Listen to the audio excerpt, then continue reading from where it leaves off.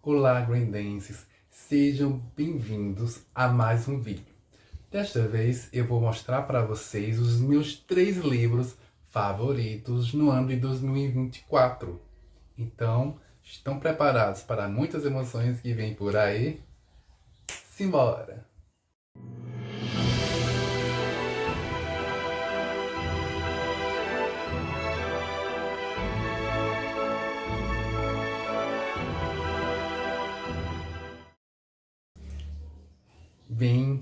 Vejam só, meu ano de 2024 foi um ano muito especial como escritor, pois foi o ano que eu retomei Grendel de forma oficial. Nós lançamos a segunda edição de Grendel, A Guerra das Duas Luas, que tem sido um sucesso, tem recebido críticas muito positivas, e isso tem sido um processo sensacional. E claro, né, a gente continuou, né, isso de Grendel, que foi no finalzinho de 2023. Em 2024 também a gente lançou o Grendel, Artefato do Equilíbrio, que está começando a sair os primeiros feedbacks agora. Mas esse não é o foco desse vídeo, pois nesse vídeo nós vamos falar para vocês, na verdade, eu vou falar para vocês, os meus 3 livros favoritos no ano de 2024. Eu confesso que fazer essa lista foi um pouco difícil por algumas posições, mas eu vou explicar por que cada livro está nessa posição e o que esses livros me trouxeram de especial, assim, por que estão aqui nesse top 3, tá certo? Então vamos começar com o terceiro melhor. Bem, esse livro é um livro nacional, tá?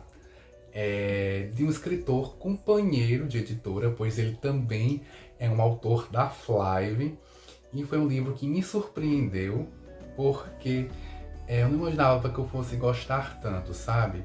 Pois não costumo ler muito thriller, muito suspense. Como sou um autor de fantasia, eu acabo lendo mais fantasias e também romance, no estilo romântico mesmo. Então foi uma surpresa eu gostar tanto desse livro. Até tenho outros livros agora do gênero na prateleira para ler depois, agora no decorrer desse ano de 2025. Mas então, sem mais delongas, deixe-me mostrar o livro para vocês, que é este aqui. Esta Cidade Precisa de um Monstro, né, de Evandro Polotin. Evandro, desculpa, mas esse nome chique assim não sei dizer, né? Enfim, do querido Evandro, né? Ele é um livro bem grandinho, e ele conta a história, né, de nossa querida Diana, que ela é uma aeromoça, e começa a aparecer algumas coisas estranhas com ela começa a ver umas figuras macabras, sentir coisas diferentes, de sentir que tem alguém a perseguindo, enfim. E à medida que isso vai mexendo com ela, ela vai mudando e interferindo diretamente na relação dela com a família e com os amigos.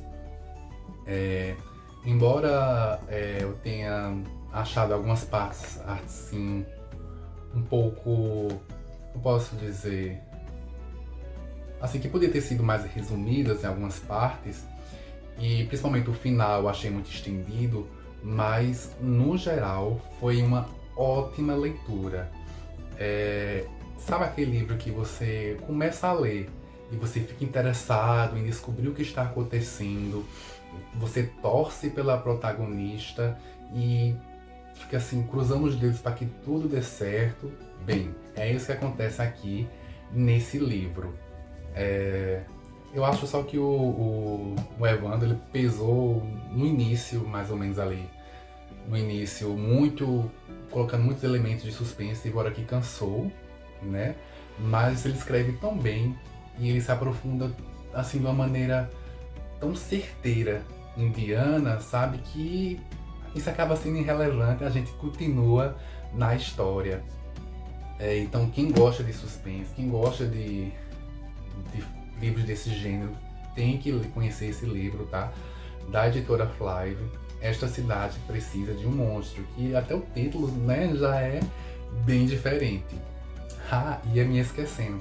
Tem uma coisa desse livro que eu acho bem especial, que acredito que seja algo que vai ficar cada vez mais comum dentro da nossa literatura contemporânea, que é a inserção de alguns elementos gráficos que fazem parte da história, como trocas de e-mails, mensagens via WhatsApp. Não que aqui tem WhatsApp, mas assim, sabe, nesse contexto. Aqui, por exemplo, a gente tem e-mail, né? Um e-mail que a personagem fica trocando com os amigos, às vezes os amigos dela mandam um e-mail. Isso é uma maneira bem interessante de fazer a gente se imergir ainda mais na história e sentir-se parte daquele contexto. Então, terceiro lugar do ano 2024 foi Esta Cidade Precisa de um Monstro. Agora, vamos para a terceira posição. Claro, como falei para vocês, eu amo fantasia e tinha que ter um livro de fantasia no top 3, né? Esse livro, ele é o último livro de uma saga, assim, digamos, a saga principal. E apesar de estar aqui, nesse meu top 3, eu achei esse o livro mais fraco da trilogia principal, que é esse aqui. Ruína e Ascensão, do Grisha Verso, que é o livro, é a saga que começou com... me fugiu o nome agora, Sombra e Ossos. Começou com Sombra e Ossos e culminou nesse livro. Bem, primeiro eu achei extremamente previsível. Acho que desde o segundo livro eu já estava imaginando o que iria acontecer e de fato acontece. Eu acredito que alguns momentos passaram muito rápido e os personagens, eu acho que chegou num ponto aqui de saturação que já estava quase extrema, a ponto de enganchar a leitura, sabe? Foi corretíssimo terminar nesse livro. Acho que não tinha necessidade mesmo de ter um quarto livro, embora aqui tenha um personagem, né, que é o Nikolai. Não sei se pronuncia assim, mas eu falo assim, né? O Nikolai, ele é um personagem bem interessante, ele tem 2 livros que parece que se passam depois desse universo, que inclusive já tem um aqui para ler. Mas como ele foi a conclusão de uma saga, embora um pouco, sabe, um pouco assim que não fez jus, por exemplo, ao segundo livro, foi essa conclusão dessa saga, trouxe mais nuances para o universo, trouxe mais detalhamentos, então houve esse enriquecimento e foi, acho que das fantasias que eu li esse ano, foi a que mais ainda conseguiu me prender.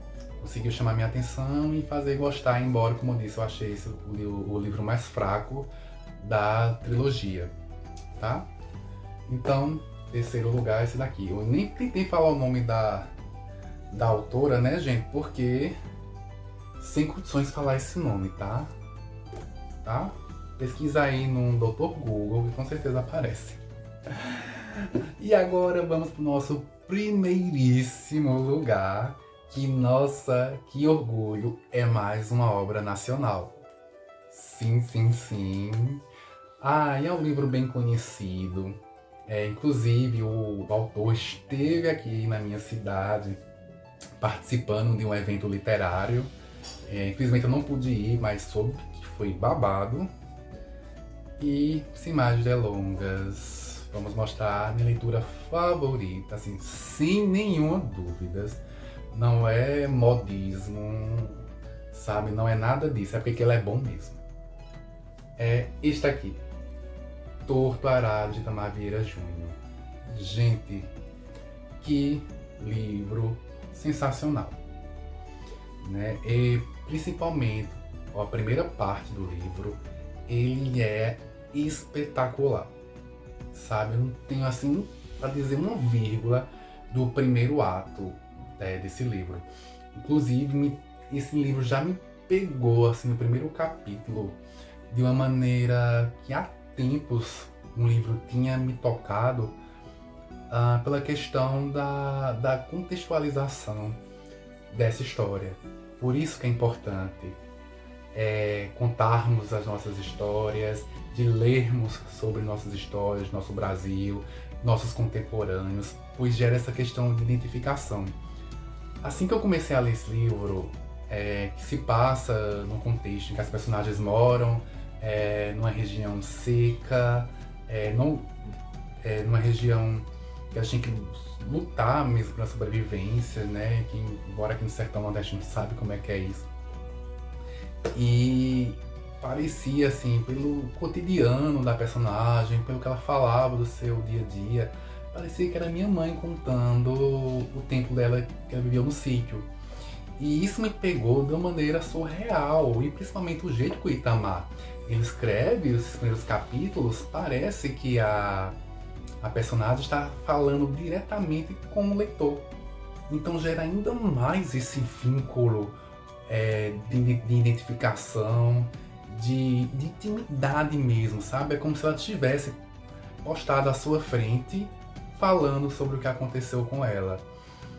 E embora essa qualidade, digamos, pelo menos na minha opinião, não tenha ficado até o final, porque eu acredito que teve muitas partes desnecessárias, que acho que não precisava, não cabia mais estar no texto, ou mesmo uma mudança desse fio que tinha me tocado tanto, que era essa percepção de que a personagem estava falando diretamente comigo. Teve uma quebra disso a partir do segundo momento do livro, e para mim isso caiu um pouco a qualidade da leitura e até mesmo a euforia com que eu estava lendo esse livro, porque fazia tempo que eu tinha lido um livro tão rápido, gente.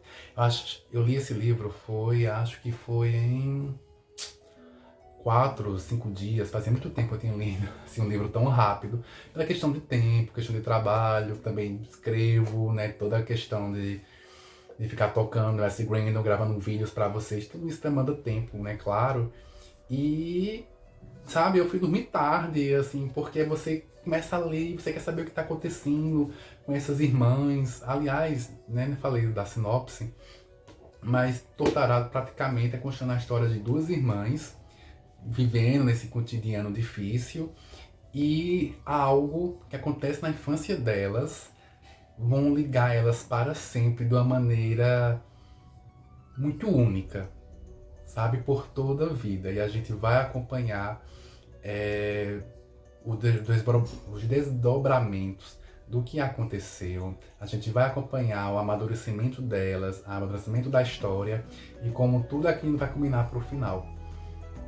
É um livro realmente muito especial, é um livro denso em certos momentos. Inclusive tem uma passagem, né, já que é o primeiro lugar, que eu separei para ler para vocês desse livro fantástico. Vejam só que passagem fantástica. Foi assim que me tornei parte de Belonísia, da mesma forma que ela se tornou parte de mim. Foi assim que crescemos, aprendemos a roçar, observamos as rezas de nossos pais, cuidamos dos nossos irmãos mais novos.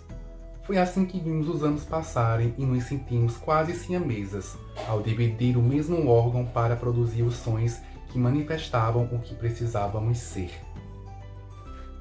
Gente, maravilhoso. Maravilhoso, né? Inclusive, esse livro, ele é um livro premiadíssimo. Não sabe, realmente é sensacional, sem nenhuma dúvida, a minha melhor leitura de 2024 e muito feliz por ter sido um livro nacional, meu preferido do ano. Inclusive, foi o ano de até descoberta, já que eu mostrei pra vocês, né? Foi o ano que li muita coisa nacional, mas acima de tudo, li 2 gêneros que não costumam me tocar tanto, me chamar tanta atenção, acabaram entrando aqui na minha lista, que foi esse daqui, né? Que é essa coisa mais pesada, esse drama mais crível, mais real, e o suspense de Esta Cidade Precisa de um Monstro. Agora estamos com tudo em 2025, espero ler mais obras incríveis. Vou, claro, pegar também mais obras da Flávia para conhecer, ler e indicar para vocês. Afinal, né, quanto mais a gente lermos a nossa literatura, quanto mais valorizarmos nossos escritores, nossas histórias, elas vão perdurar para sempre. E elas serão sempre repassadas de nós para os outros. Mas e vocês? Me contem aí. Quais foram os livros que vocês mais gostaram em ler em 2024? Não precisa ser lançado em 2024, mas você tem lido em 2024. Você já leu algum desses 3? O que você achou? Me conta aí, manda mensagem e vamos sempre trocando esse diálogo. Então, até o próximo vídeo.